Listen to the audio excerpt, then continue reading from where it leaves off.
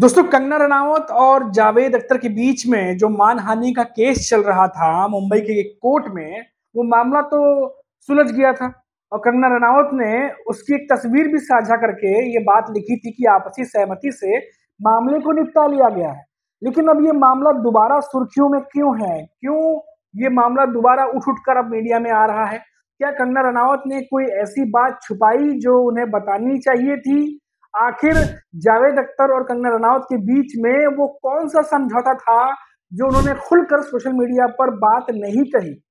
जी हाँ दोस्तों, ये मामला अब फिर से निकल के सामने आ रहा है। क्या कुछ है वो सब कुछ आपको थोड़ा डिटेल में बताने की कोशिश करता हूँ।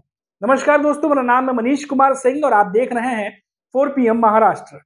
दोस्तों, काफी सालों से साल 2020 से ही 2025 हो गया और कंगना रनावत जो कि नेता अभिनेता दोनों हैं, उनके और जावेद अख्तर के बीच में जो मशहूर राइटर भी हैं, इनके बीच में एक मानहानि का मुकदमा चल रहा था। और ये मामला दरअसल 2016 में कंगना रनावत के दिए उस बयान की वजह से था, जिसमें कंगना रनावत ने कहा था कि उन्हें घर बुला करके जावेद अख्तर ने प्रेशर बनाया था कि रोशन फैमिली से माफी मांगे।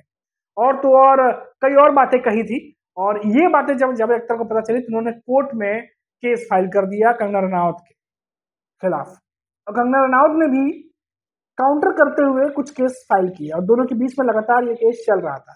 लेकिन साल 2025 आते आते कंगना रनावत जावेद अख्तर जो है वो एक पेज पर आए और कंगना रनावत ने सोशल मीडिया पर एक पोस्ट डाला और कहा कि आपसी सहमति से मामला सुलझ गया है। लेकिन इसके बाद ही शबाना आजमी जो है उनका एक बयान वायरल हुआ, जिसमें कहा गया कि कंगना रनावत और जावेद अख्तर के बीच में लिखित माफी मांगने वाला समझौता हुआ था, जिसके बारे में कंगना रनावत ने नहीं बताया। अब एक डॉक्यूमेंट सोशल मीडिया पे वायरल हो रहा है जिसमें कंगना रनावत जो है वो लिखित रूप में जावेद अख्तर से माफी मांगती हुई दिखाई दे रही है। और जावेद अख्तर ने उनकी अपोलॉजी यानी कि ये जो माफी उन्होंने मांगा है उसको स्वीकार किया है। यानी कोर्ट में कंगना रनावत को माफी मांगनी पड़ी है जावेद अख्तर से, जिसके बाद जावेद अख्तर ने उनकी माफी को एक्सेप्ट किया है और तब जाके ये मामला जो है वो समाप्त हुआ है। तो ये बात क्लियर कंगना रनावत ने नहीं लिखी थी कि उन्होंने माफी मांगी है और ऐसा दोबारा नहीं करने के लिए भी कहा है कि दोबारा ऐसी कोई चीज नहीं होगी। और तब जाके जावेद अख्तर ने माफी एक्सेप्ट की और तब ये मामला जो है वो समाप्त हुआ है। तो कई सारी ऐसी बातें थी जो कंगना रनावत ने नहीं कही। शायद हो सकता है उन्हें लगा होगा कि सोशल मीडिया पर कई सारे लोग उन्हें पसंद करते हैं तो कई लोग नापसंद भी करते हैं और ऐसे में वो उनके निशाने पर आ जाएंगे। शायद कुछ भी वजह हो सकता है, लेकिन जो भी वजह रही हो, लेकिन इस पोस्ट के बाद देखा गया कि शबाना आजमी ने जब ये तमाम बातें कही और अब पूरी बात सामने आ रही है दोस्तों।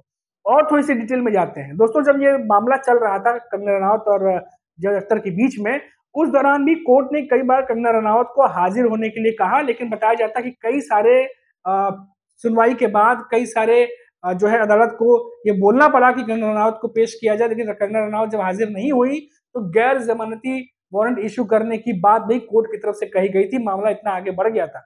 लेकिन फिर जब अगली सुनवाई की डेट दी गई, उस दरमियान कंगना रनावत जो है वो आई और जावेद अख्तर के साथ में बैठ करके जो उनका समझौता था वो हो गया। अब जो डॉक्यूमेंट्स वायरल हो रहे हैं उसके मुताबिक जो खबर आ रही है दोस्तों, उसके मुताबिक मैं बता दूं आपको कि कंगना रनावत ने जो पहले पहले जो पोस्ट किया था सोशल मीडिया पे, उस पर लिखा था कि जावेद अख्तर के साथ में उनका जो केस था वो समाप्त हो चुका है और आपसी समझौते के तहत मामला जो है वो सुलझा लिया गया है। और आगे जाके मेरे डायरेक्ट जो मेरी फिल्में हैं उसमें जावेद अख्तर साहब जो है वो गाना भी लिखेंगे जावेद अख्तर साहब। तो ये बातें कही थी और बड़े हल्के फुल्के अंदाज में उन्होंने पोस्ट किया था। लेकिन इस पोस्ट के बाद अब ये मामला दोबारा इसलिए गरमाया है क्योंकि एक डॉक्यूमेंट और उस डॉक्यूमेंट में जो कुछ भी लिखा हुआ है उसके मुताबिक कंगना रनावत ने ये बात लिखी थी कि मैं 2020 में जो कुछ भी मैंने 2016 में जो कुछ भी मैंने बयान दिए थे, जो कुछ भी उस दौरान हुआ था, वो सारे बयान मैं वापस लेती हूँ और दोबारा ऐसा नहीं करूंगी, ये भी जो है उन्होंने कहा। और इन सभी बातों के लिए मैं जावेद अख्तर साहब से माफी मांगती हूँ। ये सब तमाम बातें कही गई थी।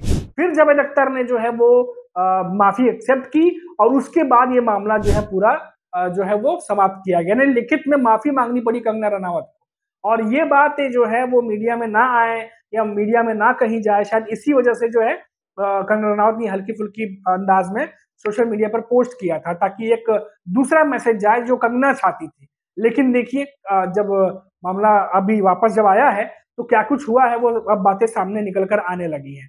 तो यानी कंगना रनावत जो हैं, जो कहती हैं कि मैं स्टार हूँ, मैं सेलिब्रिटी हूँ या नेता हूँ, लेकिन मैं डायरेक्ट बोलती हूँ, क्लियर बोलती हूँ, खरी बोलती हूँ। तो इन बातों पर भी हमको क्लियर बोलना चाहिए था उस समय कि हाँ, मैंने माफ़ी माँगी है या मैंने लिखित में माफ़ी माँगी है, जावेद अख्तर साहब ने मुझे माफ़ किया है, मैं दोबारा ऐसा नहीं करूँगी। ये तमाम बातें हुई हैं, उसके बाद मामला रफ़ा-दफ़ा हुआ है। तो ये बातें छुपाने की क्या ज़रूरत थी, या ये बातें उस समय भी कह सकते थे या आगे आ सकती थी, लेकिन वो बातें उस समय नहीं आई और अब आ रही हैं, इसीलिए वो खबर बन रही है दोबारा। तो देखिए ये बातें जो है वो सामने आई है और आपको बता दें कि पिछले काफ़ी समय से कंगना रनावत के लिए खबरें जो हैं कुछ उतनी अच्छी नहीं आ रही हैं। पहले उनकी फ़िल्म जो आई थी इमरजेंसी, वो बॉक्स ऑफिस पे उसने अच्छा प्रदर्शन नहीं किया। उम्मीद जो जताई गई थी वो सही नहीं हुआ।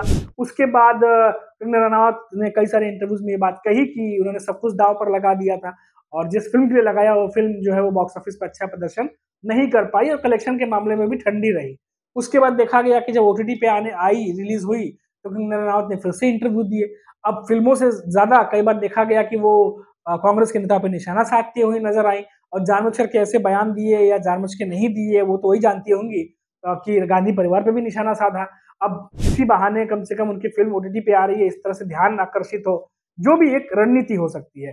ये तमाम चीज़ें भी हमने पिछले कुछ दिनों में होती हुई देखी हैं। लेकिन ये जो मामला था दोस्तों जावेद अख्तर साहब वाला, ये काफ़ी समय से चल रहा था। 2020 में ही जो है वो फाइल किया गया था कंप्लेन और उसका काउंटर कंप्लेन कंगना ने भी फाइल किया था और लगभग साढ़े 4-5 साल ये केस चला है और उसके बाद जो कुछ भी हुआ है वो अब आपके सामने है।